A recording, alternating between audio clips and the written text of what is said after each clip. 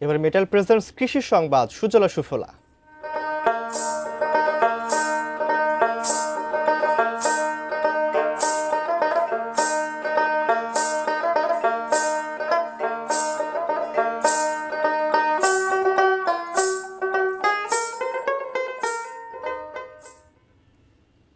নাটোরে জলাবদ্ধ পতিত জমিতে কম খরচে পানি ফলের চাষ করে কৃষকরা ভালো লাভ করছেন।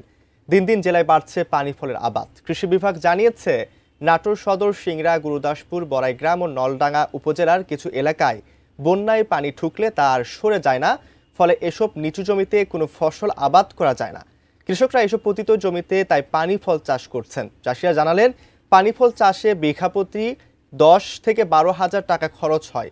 পাইকারি এই ফল অন্তত 1,500 টাকা মন দরে বিক্রি হয়। অনেকে আরো বেশি দামে ক্ষেত থেকে খুচরা পানি ফল কিনে নিয়ে যায়। সেই হিসেবে প্রতি বিঘায় কৃষকের 40,000 টাকার বেশি লাভ হয়।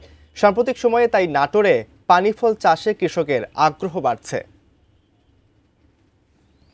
বর্ষার টাইমে কোনো কামাই পাতি থাকে না, তো পানি ফল আবারটা করলে মানে ধরনের সংসারটা ভালোভাবে চলে, নিজেরও চলাচল ভালো হয়। এটা কৃষকের বর্ষার মাসে একটা ইনকামের একটা নতুন একটা সোর্স। পাইকার আসে, পাইকারি দিই, আবার হাতে বিক্রি করি। এই জায়গায় বাজার নিয়ে যাওয়ার কোনো প্রয়োজন হয় না আমাদের। পতিত জমি যেখানে আসলে পানি বেঁধে আছে, অন্য ধান করতে পারছে না বা অন্য কোনো ফসল করতে পারছে না, তখন কিন্তু তারা সেখানে পানি ফল চাষ করছে এবং পানি ফল চাষ করে দেখা যাচ্ছে যে সেখান থেকে তারা বাড়তি লাভ করছে, বাড়তি আয় হচ্ছে। এজন্য দিন দিনে কিন্তু নাটোরে এটি বৃদ্ধি পাচ্ছে।